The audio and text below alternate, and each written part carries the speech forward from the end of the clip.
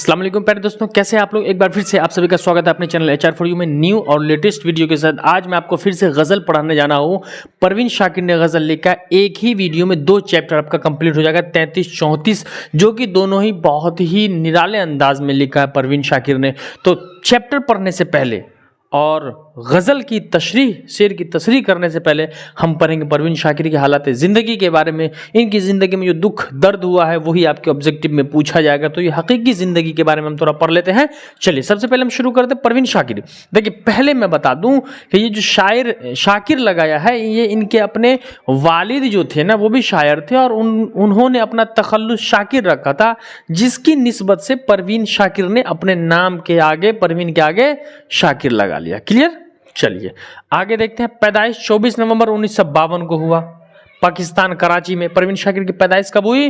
तो 24 नवंबर 1952 को पाकिस्तान के शहर कराची में हुई। इनके इस्लाफ का वतन हिंदुस्तान के लहरियासराय दरभंगा बिहार में है, यानी जो कि परमानेंट तौर पर जो रह रहे थे इस्लाफ का वतन, तो हिंदुस्तान के लहरियासराय दरभंगा बिहार में रह रहे थे, जिसको आप अच्छे से जानते होंगे। इनके वालिद का नाम था सैयद साकिब हुसैन। क्या था?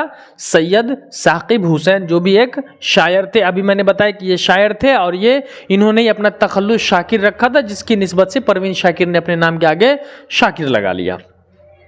परवीन शाकिर की इब्तिदाई तालीम घर पर हुई, शुरुआती तालीम घर पर हुई। फिर Razia girls college high school से मैट्रिक का इम्तिहान पास किया। तो परवीन शाकिर ने मैट्रिक का इम्तिहान कहाँ से पास किया?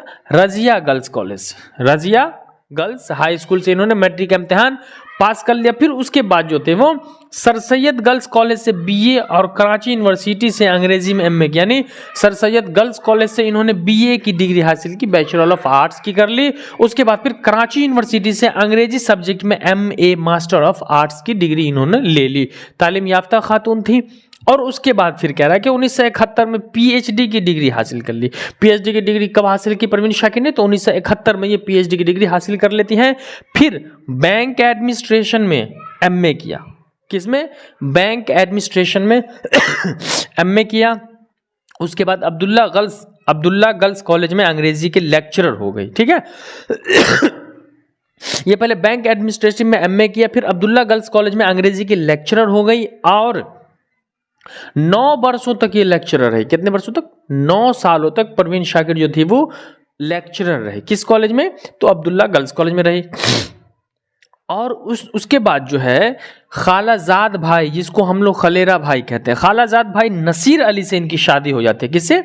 इनके शौहर का नाम नसीर अली हो गया, खालाजाद भाई से शादी होती है।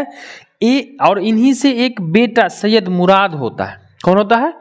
एक बेटा होता है, सैयद मुराद नाम रखा जाता है। इन दोनों की ना, परवीन शाकिर की और नसीर इनके खलील भाई की जो निस्बत होती है ना, रिश्ता अच्छा नहीं चलता है, जिसकी वजह से 1989 में इन दोनों का तलाक हो जाता है। ये दोनों एक दूसरे से अलग हो जाते हैं। कब होता है तलाक उनका? 1989 में परवीन शाकिर का तलाक हो जाता है। परवीन शाकिर बेहद नरम दिल खातून थी। ये जो थी ना, बिल्कुल नरम दिल की खातून थी। ये इनका मिजाज, इनका दिल बिल्कुल नरम था। तो ये नरम दिल मिजाज खातून थी। 42 वर्षों की उम्र पाई, जिसमें 27 वर्षों तक शायरी की।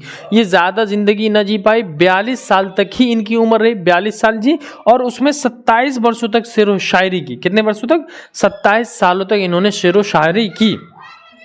और 15 वर्ष की उम्र में शायरी शुरू कर दी थी। जब परवीन शाकिर की उम्र 15 वर्ष की थी, तब इन्होंने शेरो शायरी करना शुरू कर दिया। तो सोच सकते हैं 15 वर्ष की उम्र में कितनी बड़ी बात है। उसके बाद कह रहा है इनका पहला शेरी मजमू खुशबू नाम से 1977 में साया हुआ। इनके परवीन शाकिर के पहले शेरी मजमू का नाम क्या है? खुशबू, जो कि 1977 में साया हो चुका था। और इनकी वफात 26 नवंबर 1994 को। कब? 26 नवंबर 1994 को इस्लामाबाद के नज़दीक एक सड़क हादसे में इनकी मौत हो जाती है। यानी एक सड़क से गुजरती रहती है, वहीं पर किसी गाड़ी से एक्सीडेंट हो जाता है, सड़क हादसे में उनकी मौत पाकिस्तान के इस्लामाबाद में हो जाता है। सड़क हादसे में जो 26 नवंबर 1994 को इनका इंतकाल हो जाता है। तो ये था परवीन शाकिर की हालात ज़िंदगी के बारे में, जो कि आप पूरा का पूरा आप समझ चुके हैं। इसमें पूरा बहुत सारा ऑब्जेक्टिव है, तो इसमें से वीडियो को पॉज करके या फिर आप स्क्रीनशॉट लेकर के आप पूरा का ऑब्जेक्टिव निकालेंगे, क्योंकि आपको बोर्ड एग्जाम में ऑब्जेक्टिव ज़्यादा पूछता है। और अगर आपका ऑब्जेक्टिव सही गया ना, 45 प्लस गया तो आपका सब्जेक्टिव मिला करके 90 प्लस नंबर आ जाएगा। तो चलिए हम आपको पढ़ाते हैं ये 33 और 34 गजल के खुलासा पढ़ाते हैं। तो अब परवीन शाकिर की 2 गजलें हैं, दो चैप्टर मैंने बताया आपको, 33 34 थे, तो दोनों की तशरीह में करके बता दो। इसमें भी मिस्ट्री छुपी हुई है, ये बहुत ही अजीब व गरीब इनकी हकीकत जिंदगी की कहानी है जो कि इनकी जिंदगी में गुजरा हुआ है, उन्हीं लम्हों को लिखा है। इसमें क्या है, गए मौसम में जो खिलते थे गुलाबों की तरह दिल पे उतरेंगे वही ख्वाब अजाबों की तरह। यानी जो मौसम, गए मौसम में जो खिलते थे गुलाबों की तरह, जो वक्त, जो लम्हा हमारी जिंदगी में गुलाब के फूलों की तरह खुशबूदार और तरोताज़ा थी, आने वाले वक्तों में दिल पे उतरेंगे वही ख्वाब अजाबों की तरह। वो उन लम्हों को हम याद करेंगे तो वो एक अजाब होता है। आपकी ज़िंदगी का ज़्यादातर हिस्सा खूबसूरत लम्हों में गुजर चुका होता है, जब कभी उदास होते हैं और बैठते उन लम्हों को याद करते एक अजाब सा लगता है। इस पर राख के ढेर पे अब रात बसर करनी है, जल चुके हैं मेरे खीमे मेरे ख्वाबों की तरह। अब ज़िंदगी ऐसी हो गई है कि राख के ढेर पर ज़िंदगी बसर करनी है और मेरे सारे सपने बर्बाद हो चुके हैं। जैसे मेरा ख्वाब बर्बाद हुई, मेरी ज़िंदगी भी वैसी मेरे ख्वाबों की तरह बर्बाद हो चुकी है।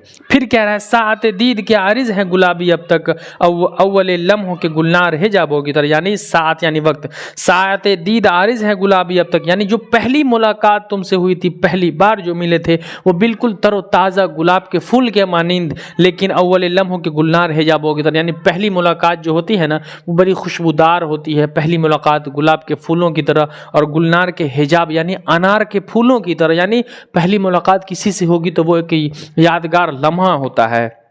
आगे कह रही हैं कि गैर मुमकिन है तेरे घर के गुलाबों का शुमार, मेरे रिश्ते हुए ज़ख्मों मेरे हिसाबों की तरह, मेरे रिश्ते हुए ज़ख्मों के हिसाबों की तरह। यानी गैर मुमकिन है तेरे घर के गुलाबों का शुमार, अब मैं तेरे घर के गुलाबों में शुमार नहीं रह सकती। क्यों? क्योंकि मेरे रिश्ते ज़ख्मों के हिसाब नहीं है, मेरे रिश्तों में इतने ज़ख्म खाए हैं मैंने। पता चला ना आपको, यहाँ पढ़ा है ना कि तलाक हो जाता है इनका, वही कह रहा है कि मेरे रिश्ते हुए ज़ख्मों के हिसाबों की तरह। इतना ज़ख्म खाया, ज़िंदगी ने इतना दुख दिया, तुम्हारे साथ जो हम तुम्हारे साथ रहते थे वो तुम्हारे घर में तुमने सुकून नहीं दिया मुझे।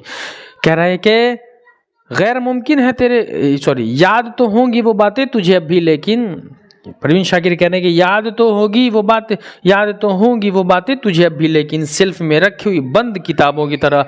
तुम्हें वो बातें याद होगी जब पहली मुलाकात हमसे तुम्हारी हुई थी और हम मिले थे, याद होगी, लेकिन ठीक उसी तरह जैसे किसी सेल्फ में, किसी ड्रॉ में हम अलमारी में किताब को बंद करके रख देते हैं, सिर्फ रख करके भूल जाते हैं, वैसे ही तुम मुझे घर में ला करके एक किताबों की तरह, जैसे अलमारी में किताबों को रख करके छोड़ देते हैं, वैसे तुमने मुझे भुला दिया। वो पहली मुलाकात में जब हम मिले थे तुम्हारे लिए, तुम हमारे लिए चांद तारे तोड़ के लाते थे, आज सब्जी वगैरह की बात, हालात खराब होती है तो ऐसा ही होता है। फिर कह रहा है कौन, परवीन शाकिर कह रही है कि कौन जाने कि नए साल में तू किसको पढ़े, तेरा मायार बदलता है निसाबों की तरह। परवीन शाकिर कह रही है कि कौन जाने अब नए साल में तुम किसको पढ़ेगा, कौन से सिलेबस की किताबों को, कौन से नए साल में किसको पढ़े, तेरा मायार बदलता है निसाबों की तरह। तुम तो किताबों की तरह बदल जाता है।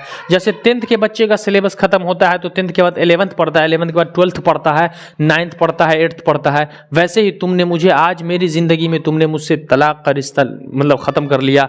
आज तुम मेरे साथ ऐसा कर रहे हो, कल किसी और के साथ, परसों किसी और के साथ, इस तरीके से तुमने मेरी जिंदगी में मुझे दुख दिया। ये परवीन शाकिर किससे कह रही है?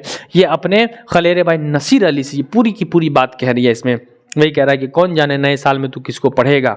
शोक हो जाती है अब भी मेरी आंखों की चमक, गाहे गाहे तेरे दिलचस्प ख्वाबों की तरह। यानी जब मैं तुमसे कुछ बातें करती हूँ, कुछ पूछती हूँ तो तुम शोक हो जाते हो। मतलब शोक को हम कहेंगे ना, फियरलेस कहेंगे, नीडर, एकदम ढीठ की तरह हो जाती हैं, आंखों की चमक हो जाती है, गाहे गाहे तेरे दिलचस्प ख्वाबों की तरह। तुम बिल्कुल, तुम्हारा ख्वाब जैसे मतलब कि शौक हो जाता है वैसे तुम। और कह रहे हिज्र की शब मेरी तन्हाई पे दस्तक देगी।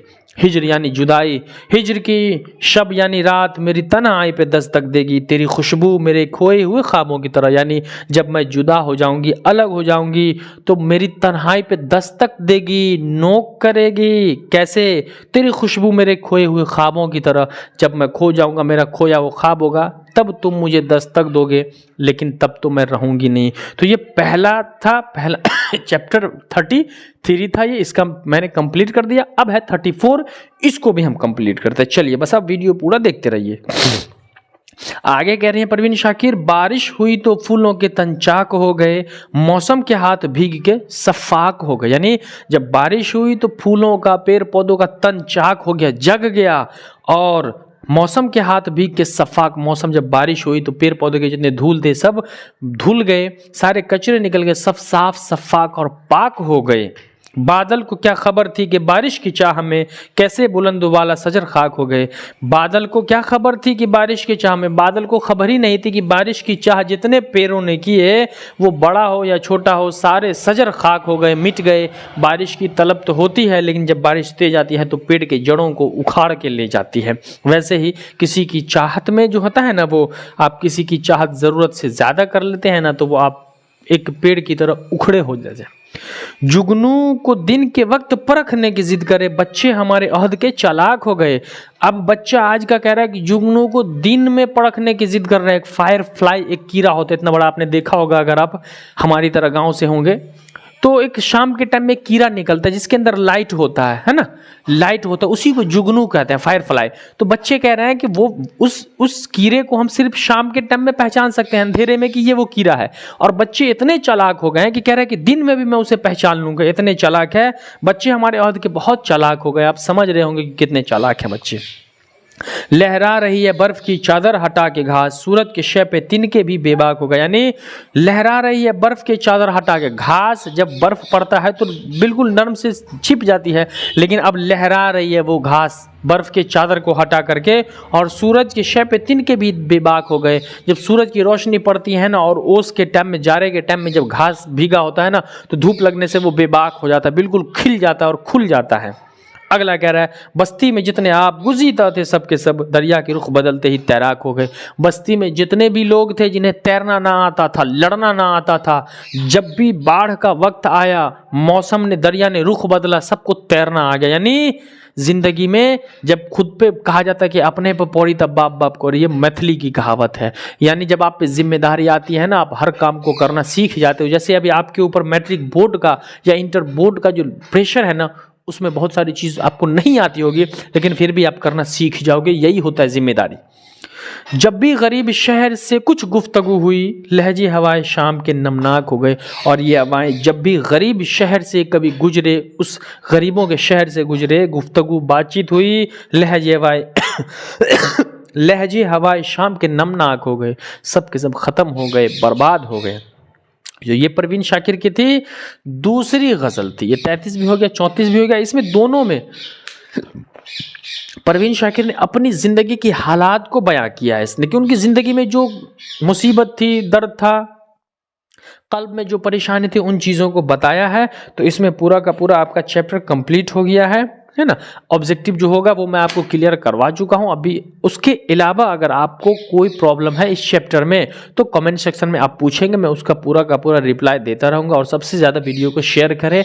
अब वक्त बहुत कम है आपके पास भी, मेरे पास भी, क्योंकि मैं अब आपका चैप्टर नंबर 34 यानी 2-3 चैप्टर और बच गया तो मैं पूरा कर दूंगा। और आपका रोशनी उर्दू बहुत जल्द शुरू हो जाएगा, तो रोशनी को भी मैं कंप्लीट कर दूंगा एग्जाम आते। और मॉडल सेट आपका चल रहा है तो मॉडल सेट का वीडियो पूरा का पूरा देखा करें। और अगर वीडियो पे आप नए हो तो चैनल को सब्सक्राइब कर लोगे, बेल आइकन दबा लोगे, ऑल का बटन दबा लोगे, ताकि वीडियो का नोटिफिकेशन हर दिशा अनुसार मिलता रहे। तो दीजिए अपने हसन सर को इजाजत, मिलते हैं हम अगले क्लास में इसी हंसी खुशी और मस्ती के साथ। तब तक के लिए जय हिंद, वंदे मातरम।